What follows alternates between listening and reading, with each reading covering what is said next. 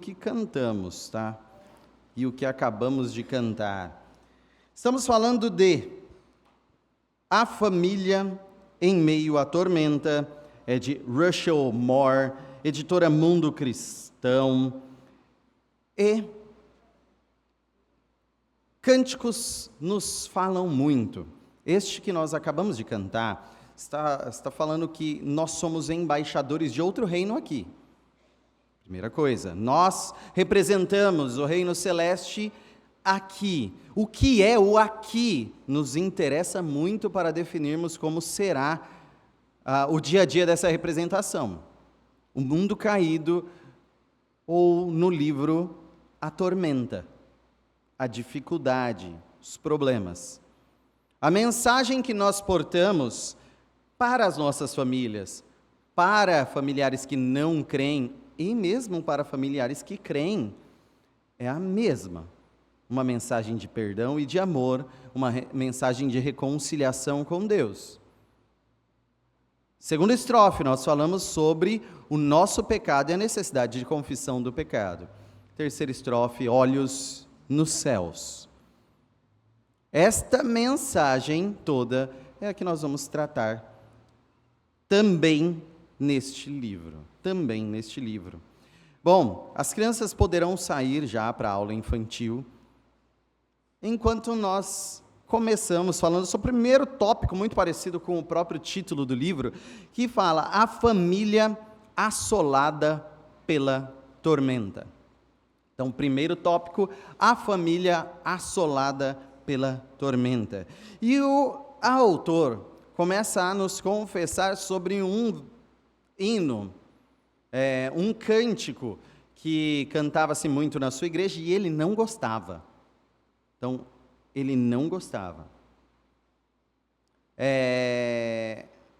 Este cântico, Toque as Mãos com as Feridas dos Cravos, entre vários hinos que ele gostava muito, na igreja que ele gostava, este em si ele não gostava. Eu reconheço que eu sou meio... Eu já comecei a sentir empatia pelo autor nessa primeira leitura, porque eu sou destes chatos. A maioria que me conhece sabe que eu sou chato, e com música eu sou chato ao cubo. Tem música que é ruim, tem música que a gente olha a letra, não está errada a letra, mas a letra não é tão rica quanto você deseja no meio dessa melodia toda, sabe? Aquelas 3 linhas repetidas com uma melodia tão boa. Ou tem hino que a melodia é muito ruim para um hino tão maravilhoso em sua letra. Mas também tem uns que nenhuma das duas coisas servem adequadamente. E aí você fica, por que a gente gasta tempo cantando se tem coisas tão maravilhosas para cantar? Então eu sou desses que fica me remoendo com cânticos, tá? Sou. Quem me conhece, o Leandro já se frustrou muito comigo nisso. Olha, o trauma dele dá para ver pelos olhos. Não que todos os que eu não goste sejam errados ou péssimos.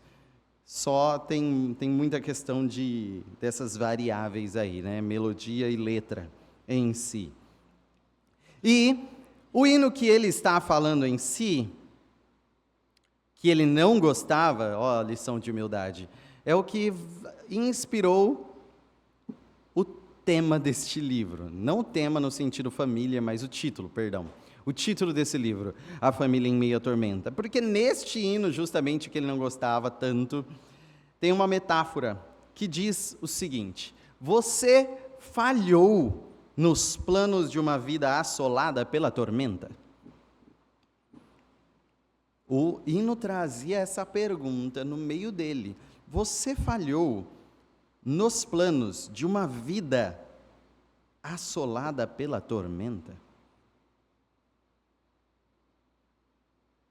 Entender a nossa vida assolada pela tormenta é necessário, por mais que a gente repita isso da boca para fora inúmeras vezes. Entender a nossa vida assolada pela tormenta vai nos ajudar a entender as nossas famílias. Então, nós mesmos cantamos vários hinos sobre isso. Então, hinos de sermos salvos das águas revoltosas, vamos lá, vocês conhecem algum? Ó mestre, o mar se revolta, as ondas nos dão pavor. A gente está descrevendo a nossa situação em meio à nossa vida de navegação. Ó mestre, o mar se revolta, as ondas nos dão pavor. Eu vou dizer que esse hino é profundíssimo, tá? Como o oceano que ele descreve também. Então, é profundíssimo, de tristeza, inclusive, de situações psicológicas profundas, experiências que beiram aí ou podem ser descritas em depressão. Já prestaram atenção adequada neste hino que citado aqui? Vocês lembram qual que é o número do hino? 328? Eric ou Laura, hino 328, por favor. Segunda estrofe. Se nós estamos falando de extrema dificuldade em meio ao caos do dia a dia, esse hino a gente canta, mestre, o mar se revolta, as ondas nos dão pavor, o céu se reveste de trevas, não temos o Salvador. Remetendo, nem é oceano, mas ao mar, um revolto, descrito na Bíblia. Só que essa experiência ultrapassa na segunda estrofe, falando sobre a nossa experiência no mar revolto.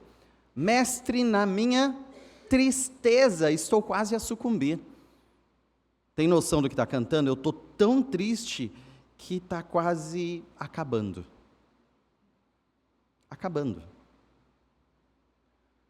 A dor que perturba a minha alma, dor da alma, ele está clamando, por favor, vem acabar com ela, vem bani-la. O que está acontecendo? Ondas do mal. Tem muita gente que eu já percebi que fala de ondas do mar. Eu já ouvi, tá? Não, ondas do mal. Ele está usando a tempestade como metáfora da nossa vida, e agora as ondas são ondas do mal, que estão encobrindo, e no meio desse mal todo, quem fará sair? E nós repetimos o refrão após dizer, pereço sem ti. Porque a experiência de quem está no meio da tormenta e a tormenta continua, é que Deus não está com ele, ou Jesus está dormindo. Por que não me atende? O Jesus desperto é o que acalma o mar. Por que está batendo onda em mim? Estou sem Deus, estou abandonado. E aí se reafirma que ele tem controle sobre tudo e pode fazer sossegar o mar, como diz o refrão. Mas não é só este hino, tem vários outros em si, inclusive sobre tempestades, não no meio do mar, mas também a casa construída na rocha, o que vem sobre ela? Tempestade. Tempestade. Povos antigos, em meio às tempestades, tinham a ilusão de que poderiam, por seus próprios esforços, evitar a tempestade.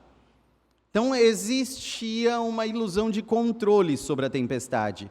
Povos pagãos, povos que não entendiam o verdadeiro Deus. Então eles acreditavam em vários deuses. E o que eles faziam para evitar tempestade?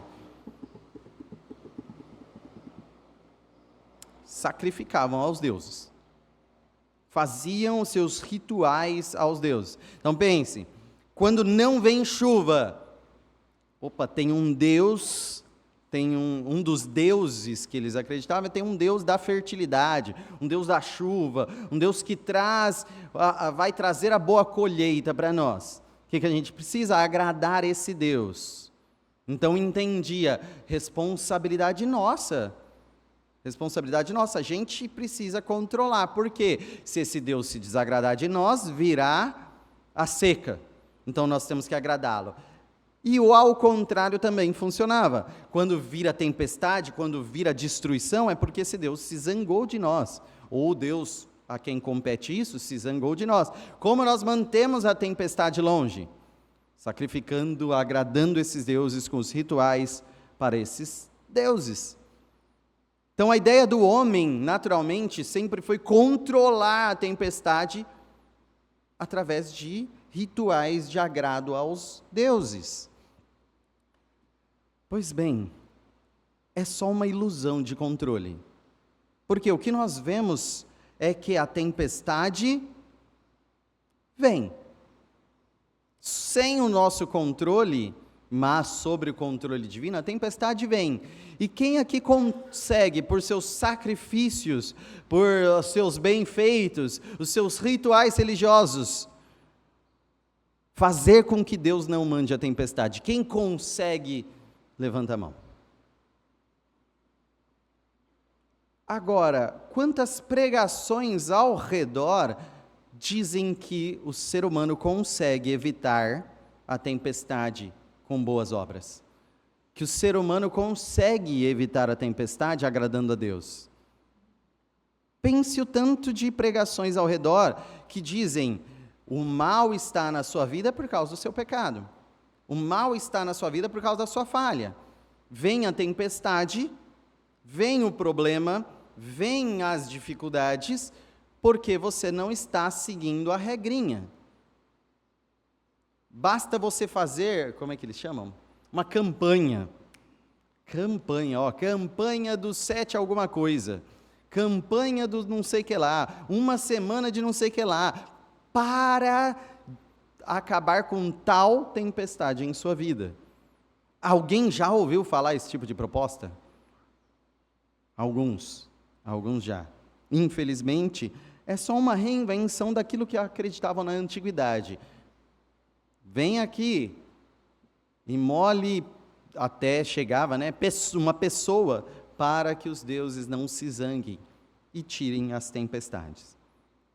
A observação interessante que o autor faz a partir disso é que nós precisamos entender a tormenta, entender a tempestade, que ela envolve dois aspectos sempre a mesma. Primeiro, tem a bênção da chuva ali envolvida. Tem bênção no meio da tempestade. Tem algo nutrindo a terra até no meio da tempestade. Ao mesmo tempo que há os perigos da destruição aí envoltos. Bênção e maldição na mesma tempestade. A primeira ideia aqui é defender que no meio da mesma tormenta há dois aspectos, bênção e maldição. Então a tormenta não é ruim, a tormenta não é boa em si mesma, mas os frutos da tormenta estão tanto para a bênção e outros para maldição ao mesmo tempo. Ao mesmo tempo. E ele coloca uma frase um pouco complicada: a família é assim. A família é assim. Não só vive em meio à tormenta, mas a própria família tem esse aspecto em si mesma. A família, ao mesmo tempo, é bênção e maldição. Presta atenção. A família, ao mesmo tempo, é bênção e maldição. A família, ao mesmo tempo, é algo muito bom e algo muito ruim. Isso é família, e precisamos entendê-la assim, para saber lidar com ela no lugar onde ela deve estar. Por quê?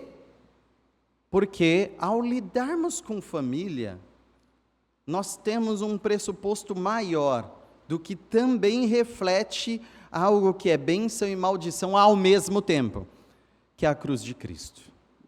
Que é a cruz de Cristo. Então, quando olhamos para o Monte do Calvário, quando olhamos para a cruz, com um homem pendurado, que é homem e Deus ao mesmo tempo, olhamos para algo que é bênção, certo? Olhamos para algo que é maldição, certo? Certo. Para ambos. Olha para Gálatas 3, 13 e 14. Gálatas 3, 13 e 14. Alguém pode fazer essa leitura em alto e bom som? Voz de trovão no meio da tormenta? Isso foi um não.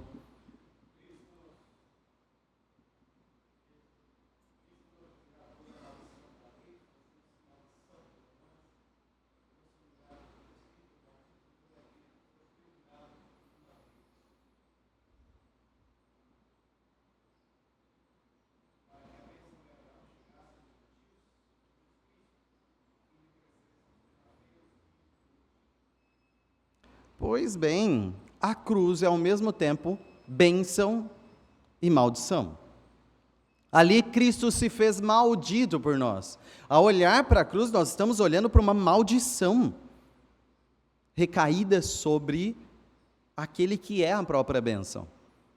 Para que a cruz houve e Cristo foi maldito nela? Para a bênção dos filhos de Abraão. Para a bênção de um povo.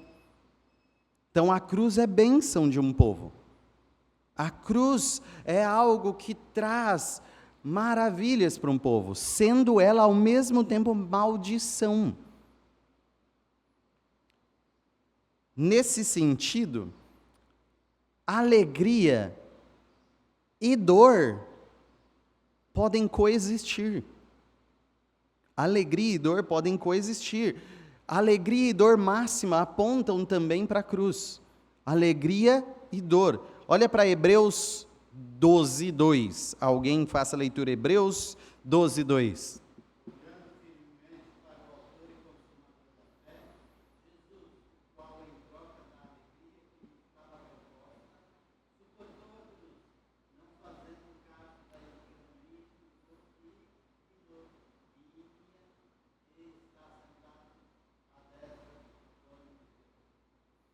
O sentido máximo da dor, da humilhação, do desprezo, a cruz.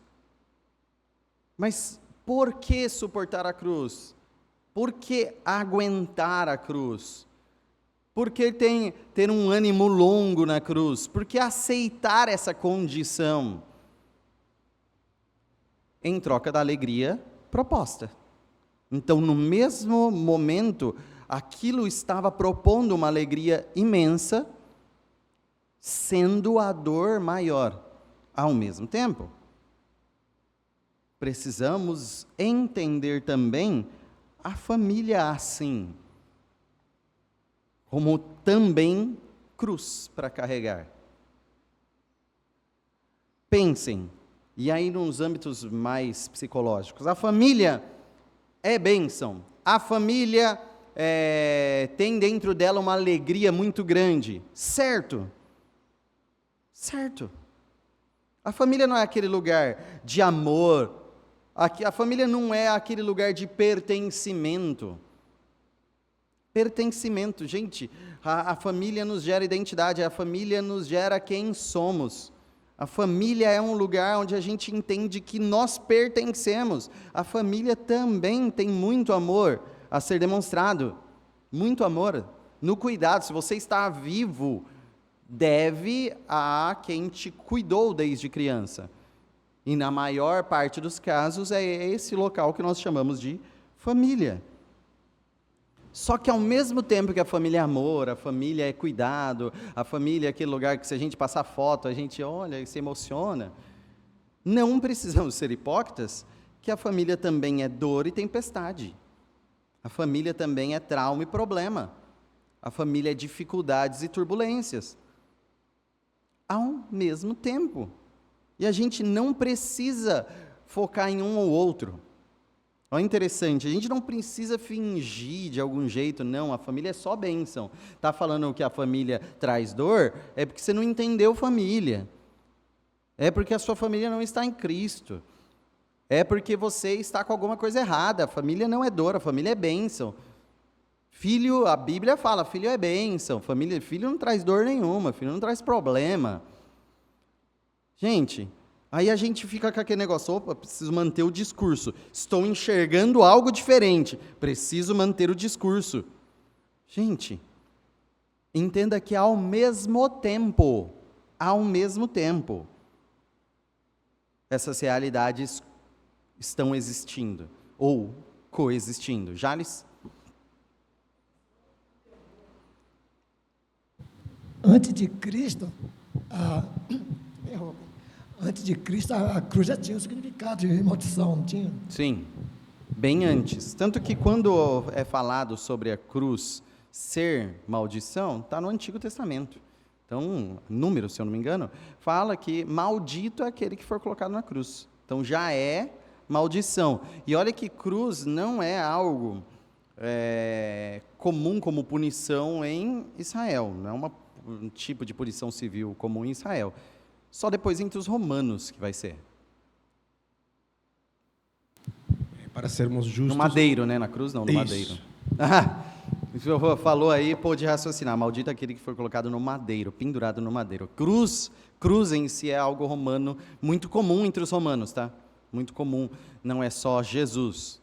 Estamos falando de vários, milhares, tá? Milhares de crucificados pelos romanos ao meio da história. Milhares.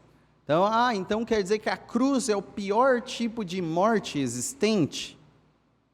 Talvez alguns tentam sustentar isso. Por que a cruz? Porque é o pior tipo de morte existente. Não, a cruz de Jesus é a pior morte existente. Por quê? Porque Jesus é o Filho de Deus. Porque Jesus é o Filho de Deus. É uma morte terrível, fisicamente terrível. Sim, uma das piores. Mas é por Jesus que a cruz em si é a pior. Por quem é Jesus? Esteban? E eu gosto de frisar, é a única morte injusta.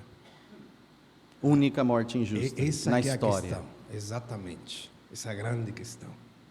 Então, o único que não merecia morrer é aquele que morreu na cruz. Então, nem todos que morreram na cruz, nem todos não, né?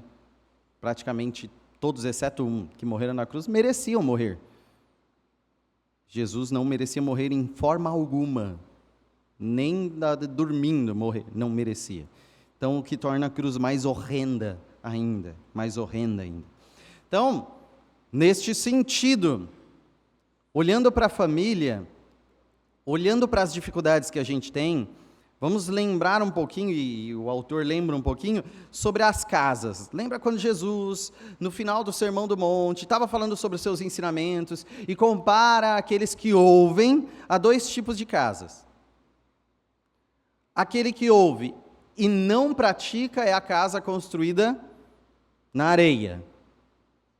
Então, aquele que ouve e pratica é a casa construída sobre a rocha. Então, diferenças de construção aí, de base, de firmeza no fundamento da casa.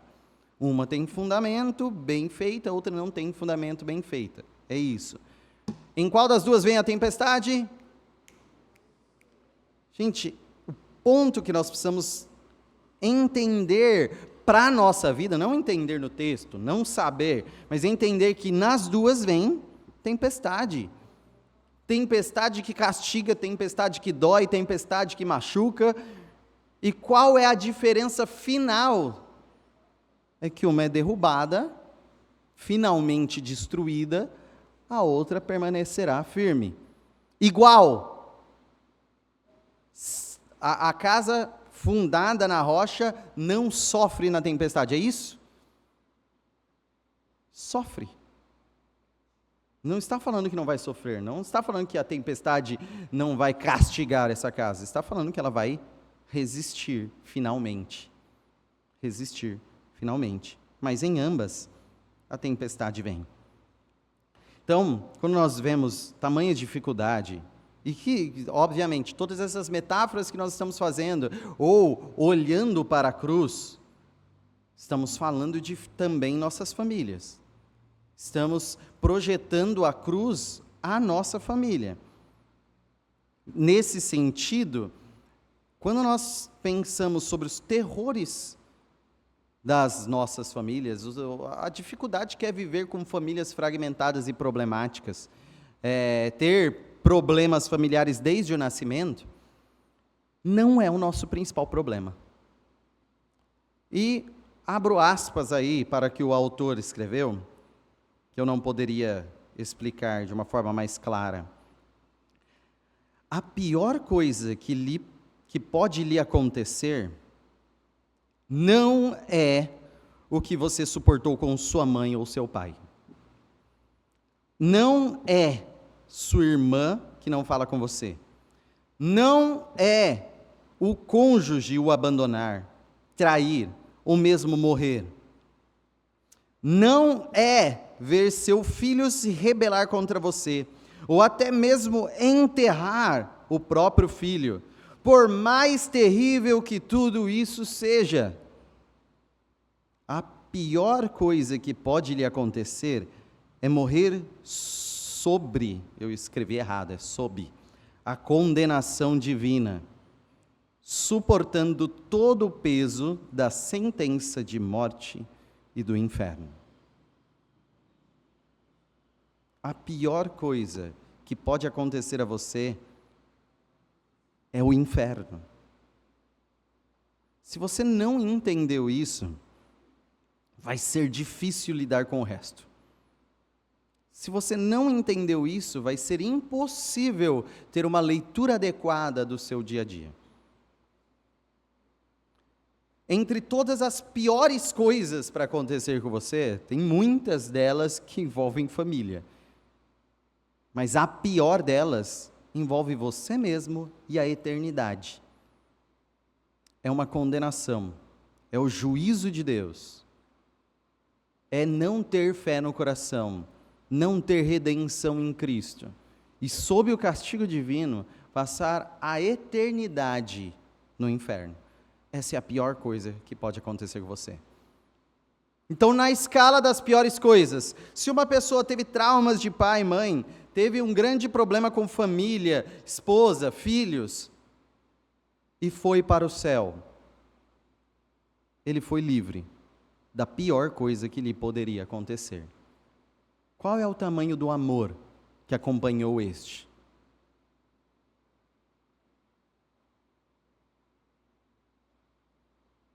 Agora, se uma pessoa foi preservada numa infância saudável, olha que negócio estranho, uma infância saudável, cresceu numa adolescência preservada, manteve-se ali com um casamento adequado, filhos na igreja,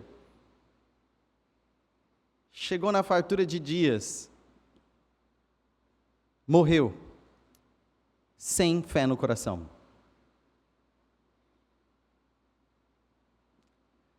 Essa é a pior vida que alguém pode ter. Você entende isso? Essa é a pior vida que alguém pode ter. É uma vida que, preservado de dores terríveis, é entregue à dor eterna.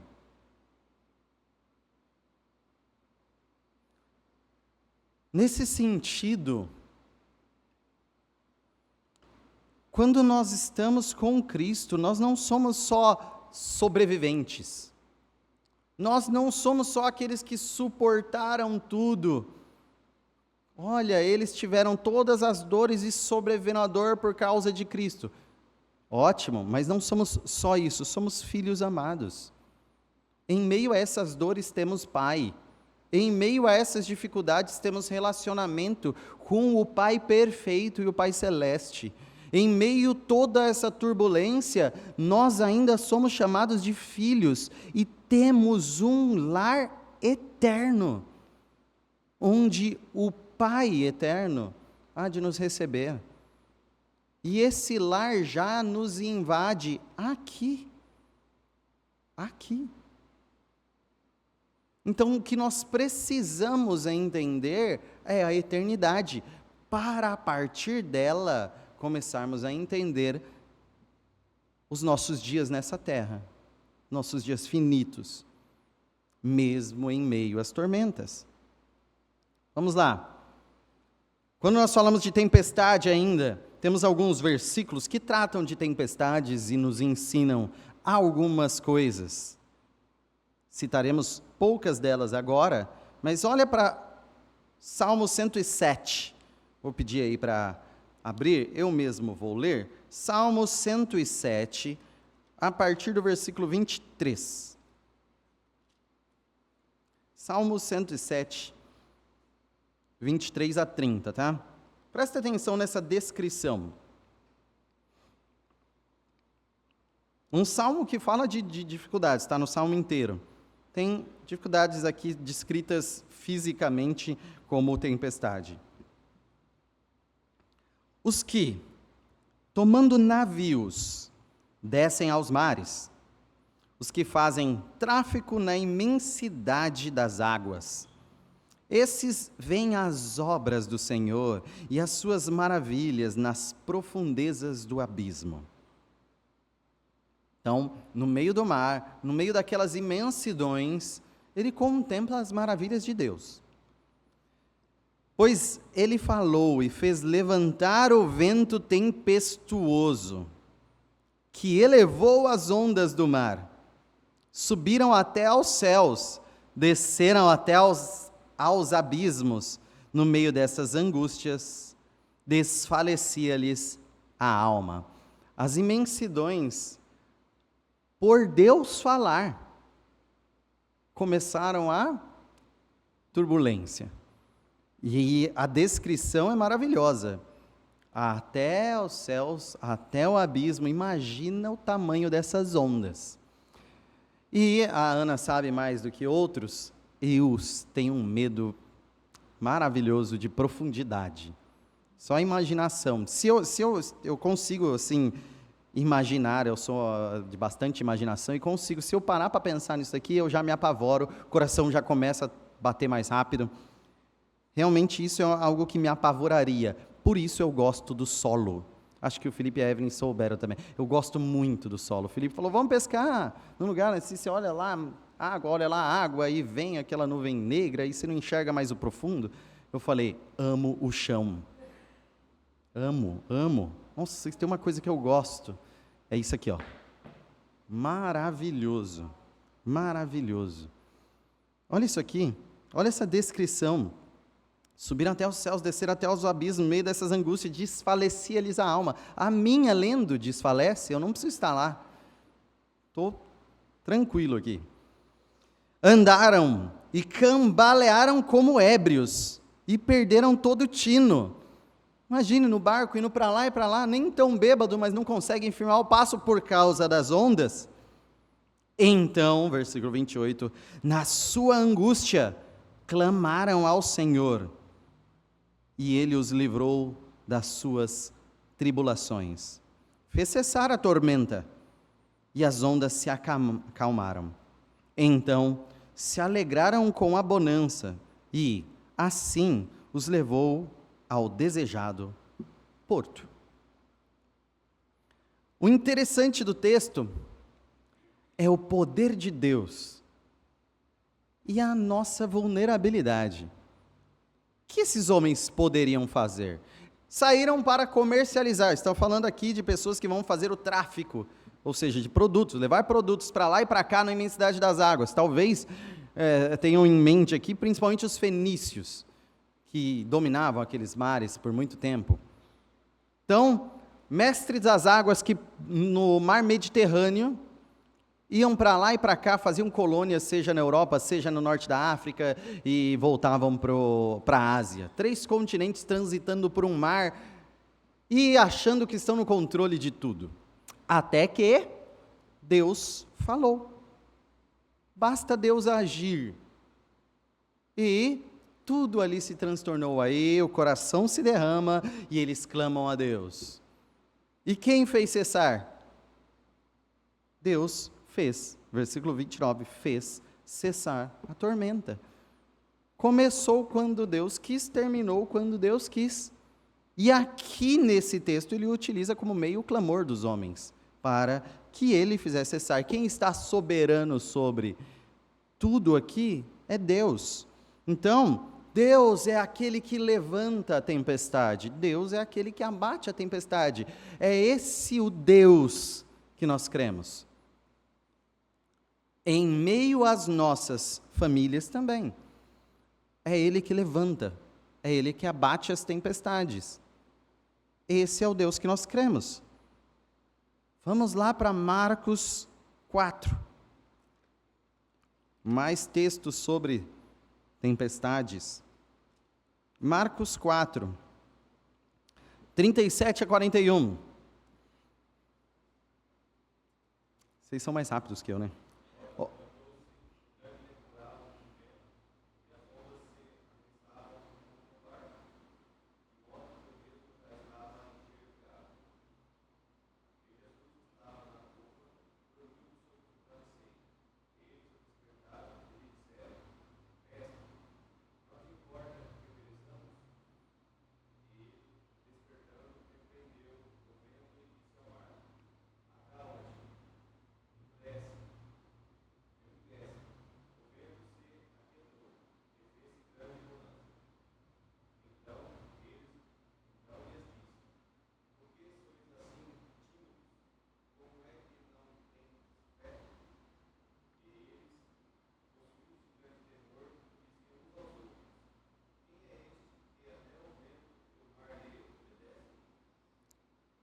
quem é este que até o vento e o mar lhe obedecem?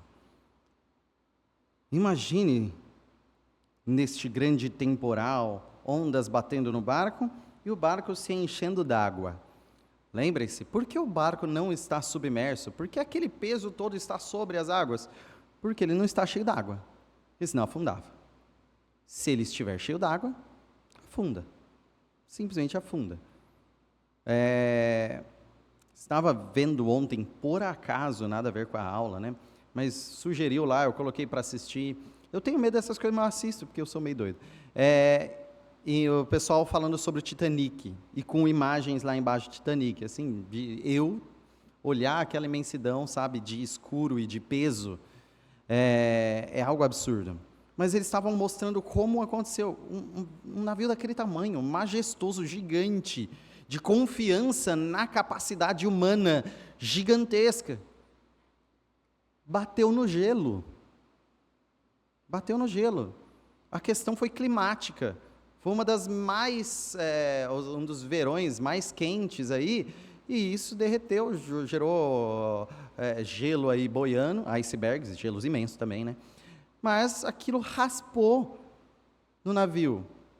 Minutos depois, o navio já está assim, enchendo-se d'água. E ali tinha uma amostra, lógico, 3D, do navio já enchendo-se d'água. E em volta, mar escuro, no meio de um lugar gelado. Embaixo, 4 quilômetros de água. Eu já estou abalado por dentro, tá? O que você foi fazer ali, cara? Fica na terra. É brincadeira um negócio desse. E aí, abraço. Imaginem vocês, naquele barquinho, agora voltando ao texto, a onda batendo, aí começa a entrar um monte de água, você já sorri e fala, ih, rapaz, a tempestade parece que vai demorar mais tempo, mas, pelo jeito, a gente tem alguns minutos antes da gente afundar aqui. Esse é o momento, tipo, o que eu posso fazer? Nada! Em 2 sentidos, inclusive. Mas não tem o que fazer. E aí, olhe Jesus dormindo. Eu seria. A gente vai morrer, apesar que eu dormiria, porque eu sou um cara tão sem esperança que eu ia falar, vou morrer dormindo, então. Mas não no sentido saudável, tá? No sentido de desespero mesmo. Não se te dá que pereçamos, não se te dá que morramos. Pode morrer, não tem problema, então. Jesus simplesmente acalma o mar. Ele é o Deus do Salmo 107. Jesus é o Deus do Salmo 107, que fez cessar a tempestade, que com sua voz ele falou e fez cessar a tempestade, e o vento e o mar lhe obedecem. Este é o nosso Deus, este é o nosso Cristo, esse é o Cristo que amamos.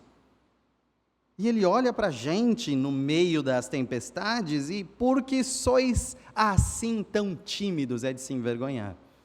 Por que sois assim tão tímidos? Como é que não tendes fé? Ele não promete que não venha tempestades, na verdade a promessa é, no mundo tereis aflições. Mas ele olha para você e fala, por que você é tão tímido? Como você não tem fé? Como você não tem fé? E ainda mais, Mateus 14, 24 a 33. Mateus 14, 24 a 33. Que diz: Entretanto, o barco já estava longe, a muitos estádios da terra, açoitado pelas ondas, de novo, porque o vento era contrário. Na 4ª vigília da noite, foi Jesus ter com eles, andando por sobre o mar. E os discípulos ao verem-no andando sobre as águas, ficaram aterrados e exclamaram: é um fantasma! E, tomados de medo, gritaram. Mas Jesus imediatamente lhes disse: tende bom ânimo, sou eu, não temais. Bom ânimo, sou eu, não temais. Respondendo-lhe Pedro, disse: se és tu, Senhor, manda-me ir ter contigo por sobre as águas. Eu não me identifico com Pedro. Não fala nada comigo. No barco eu já estaria tremendo. Não, fala para eu andar aí também. Não. Pedro é aquele lá, o primeiro a pular, sabe? Oh, vamos ver essa cachoeira, o primeiro a entrar de baixo. Não, não sou eu. Então, simplesmente, se és tu, manda-me ir ter contigo, né? E ele disse: vem. E Pedro, descendo do barco, andou por sobre as águas e foi ter com Jesus. Admito, ó os corajosos, experiência única. Que outro pecador você ouviu falar que andou sobre as águas? Que outro pecador andou, pisou em água como se fosse chão firme?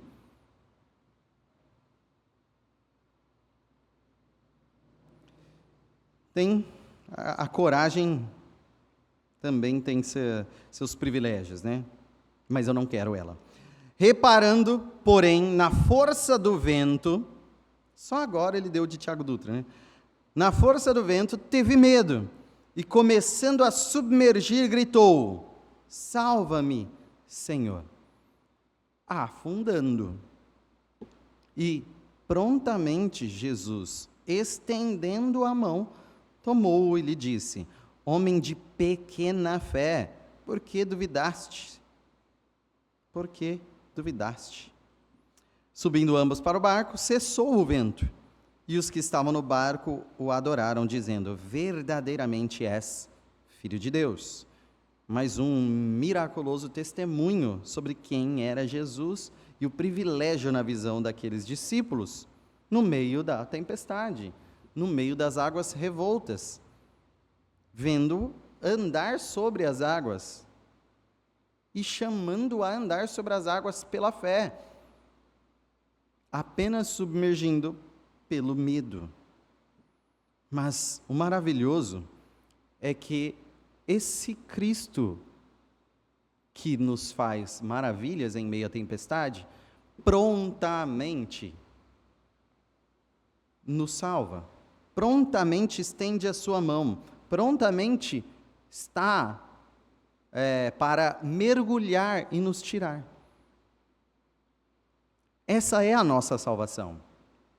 Quando nós submergimos em nossa morte, Jesus mergulha a morte para nos tirar.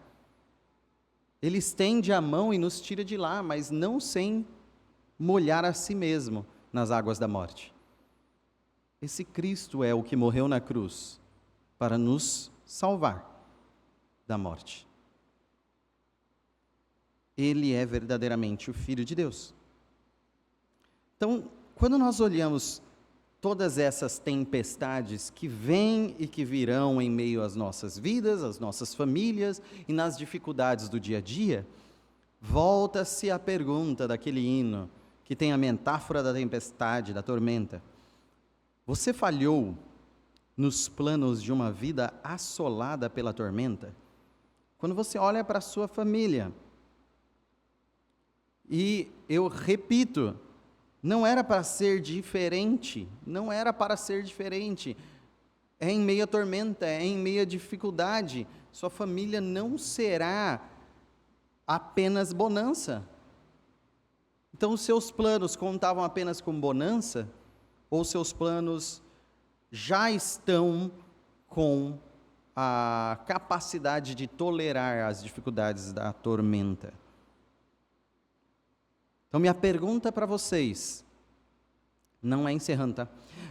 A minha pergunta para vocês é: reconhecer a tormenta, o que isso muda?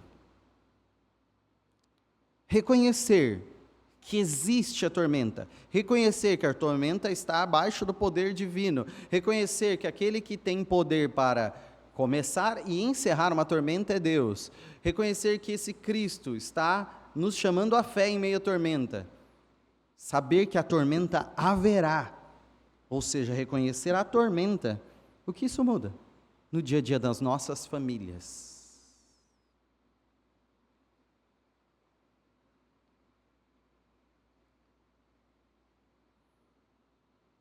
Que isso muda? Não muda nada?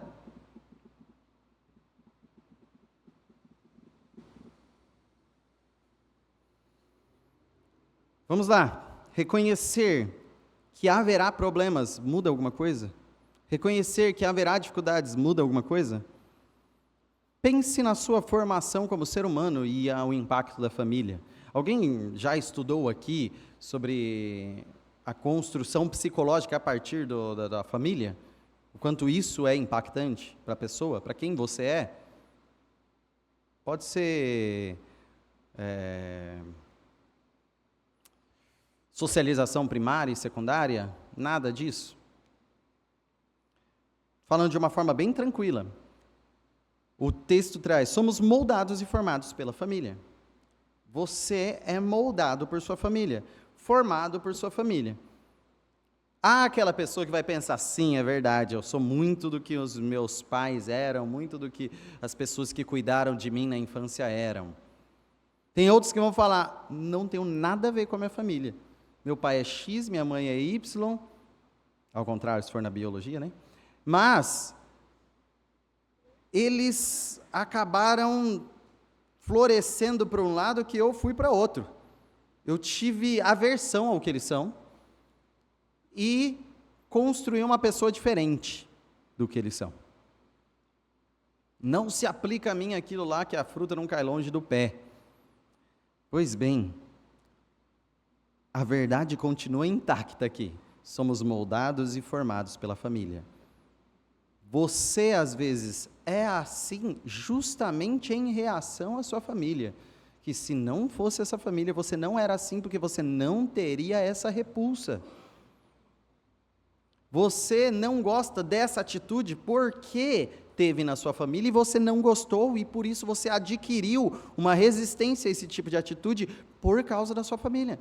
Então você é construído naquilo que você absorveu ou repulsou da sua família, ou dos seus primeiros cuidadores. Então, nessa formação de quem você é, do seu psicológico, daquilo que você gosta e que não gosta, daquilo que você gosta de comer e não gosta de comer, daquilo que você gosta de vivenciar e não gosta de vivenciar, se você gosta de água gelada ou água quente, se você gosta de dormir de um jeito ou de outro, se você gosta de ventilador, ar-condicionado, dormir na rede, o que você é tem profundíssimo impacto da sua família. Nesse sentido, falta-nos adequada noção e consciência do tamanho desse impacto. E aí, se você for para campos da psicologia, eles vão tentar ter mais noção desse impacto. Eles vão te consultar até você ter, e nenhuma delas vai ter um fragmento de 10% deste impacto, porque você não tem uma memória ativa para isso, para ajudá-los também. Nesse sentido, você vai se apegar a algumas coisas importantes do seu passado e da formação de você a partir disso. Mas nem ainda assim será tudo, de forma alguma, longe de ser tudo o que você é por causa da sua família.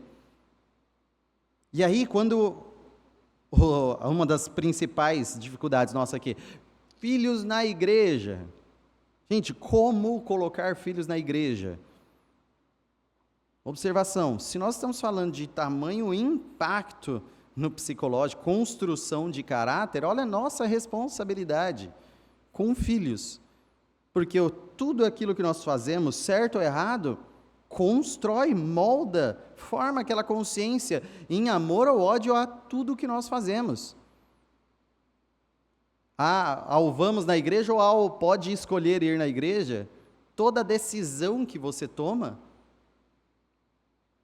vai profundamente marcar esse caráter. Então, eu vou trazer aqui uma fórmula que vai servir para todos, certo? Não, ninguém vai ter essa fórmula. Ninguém vai ter essa fórmula. O que nós podemos trazer com segurança é a Bíblia, as Escrituras. E isso nós podemos pisar firmemente. Este é o solo para eu não estar no meio do oceano, é a Bíblia. Então, alegria ou perigo são partes aí também da família. Momentos de grande alegria, momentos de grande perigo. Aquilo que nos traumatiza, aquilo que tanto nos conforta e consola, tudo isso. Desde que você entenda, alguém te moldou. Alguém está te moldando. E enquanto você viver em sociedade, alguém te moldará. Todos têm consciência disso? Alguém te moldou? Sim, e vamos lidar com todos os problemas e benefícios disso. Alguém está me moldando. Vamos entender como eu estou sendo moldado e como isso está ajudando ou atrapalhando já, né? E alguém me moldará. Quem eu quero que me molde? Quem eu quero que me molde? Quando você olha para um lar, entenda que é o principal molde nosso. Quando nós olhamos para a família, é o principal molde nosso. E nós temos uma família que deve ser o melhor molde nosso. Qual família? Família de Deus. Essa família. Olha a responsabilidade que nós temos. Eu sou muito privilegiado a estar à frente e, ao falar isso, olhar para todos vocês. Então, eu vos convido a olhar uns para os outros. Geralmente eu faço isso, mas olhe para todos aqui, tente olhar para todos. Com essa ideia, você está confiando que estes daqui te moldem. A responsabilidade deles é ser o melhor molde. O melhor molde do mundo para vocês é esse. Se você falar, ixi, não é não, temos um grande problema. Mas aí já é capítulo 2, vai tratar um pouquinho disso. Não é esse o tema, mas também disso vamos falar. Então, falar, não, eu vou sair daqui, eu vou abandonar a minha família porque é muito difícil, vou morar sozinho. Tantos escolhem assim, tá? Vai ter outros problemas. Eu vou sair dessa igreja aqui, que é muito problemática, vou para outra, que lá eu confio mais. Problemas. O ponto é que todo lar tem problema. Todo lar tem problema. Todas as casas, todos os lares, todas as famílias, todas as igrejas têm problema. Se você foge dessa realidade, quem você vai ser? Você pode conhecer. Você vai pingando de lugar em lugar, você vai fugindo de todos os lugares. Quando você perceber que todos os lugares têm problemas, o máximo que você vai fazer é fugir para as montanhas, viver como um monge isolado, solitário. A nossa família aqui neste mundo é extremamente importante, ela é essencial, ela tem grande impacto, mas ela não é o ponto final. Ela é transitória, ela acaba. Casamentos vão se findar, paternidades, filiações vão se findar, irmandades vão se findar e vão ser substituídas por um vínculo eterno nos céus. Então nós precisamos a todo ponto enxergar o eterno, enxergar o além, enxergar aquilo que perdura. Não importa qual é o vínculo neste mundo, todos eles vão cair, todos eles vão acabar. Neste sentido, como nós lidaremos com esses vínculos aqui? Com os olhos do eterno. E a eternidade que lida com alegria e dor, que lida com bênção e maldição, na cruz. Então, o nosso objetivo é um lar marcado pela cruz.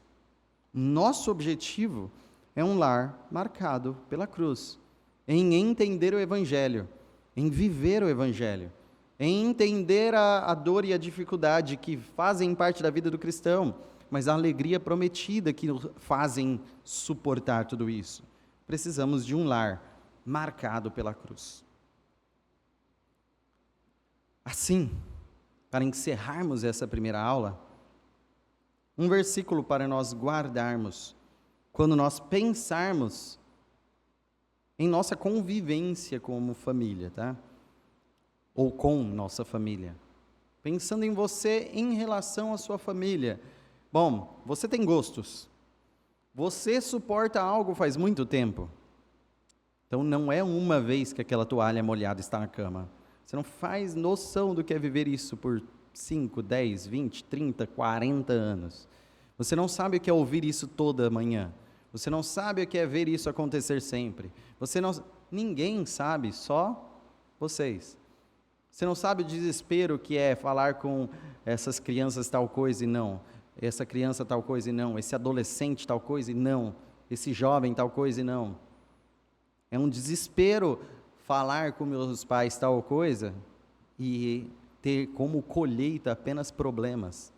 Tentar ajudar e sempre ter traumas. É muito difícil ser eu, no meio da minha família. O desafio seu não é ser você em meio à sua família.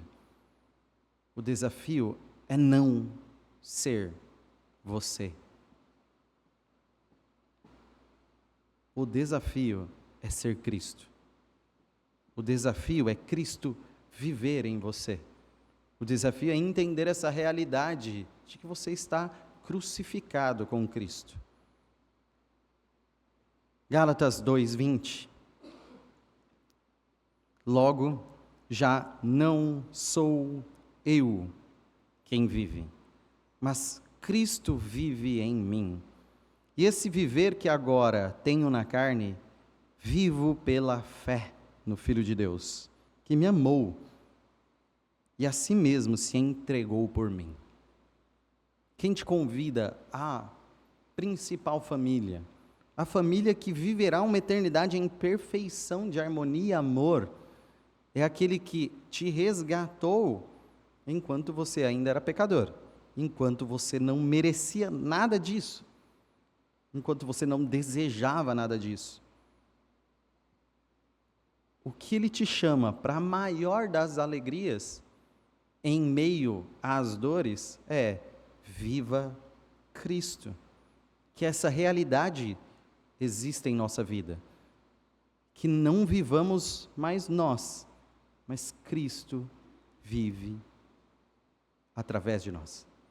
Pela fé que nós temos nele, que ele viva em nós.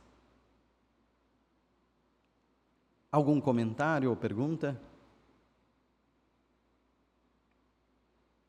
Já caminhando para encerrar. Quando você pensa, mas eu sou assim, eu sou estes traumas dos que me formaram na minha família, eu sou essa dificuldade de viver no meio do caos, eu sou... Não é você que vive, não é você que vive. Pegue o que você é, coloque numa cruz, viva Cristo, siga as Escrituras, finalmente se ajoelhe e fale: não me importo comigo, com o que eu prefiro, com o que eu sou, com o que eu quero, com o meu trauma, com a minha característica. Não me importo com ela. Me importa Cristo. Me importa Cristo. Viva na fé do Filho de Deus. Viva na fé daquele que te amou. E isso, lição nenhuma deste mundo vai chegar a essa conclusão. Todas elas vão ser ou aceite-se ou supere-se. Seja uma melhor versão de você mesmo. A nossa opção é morra. Crucifique-se com Cristo e viva Cristo. Uma nova identidade em Cristo. Só um milagre. E esse milagre é só operado pelo Espírito Santo. Vamos orar então para encerrarmos?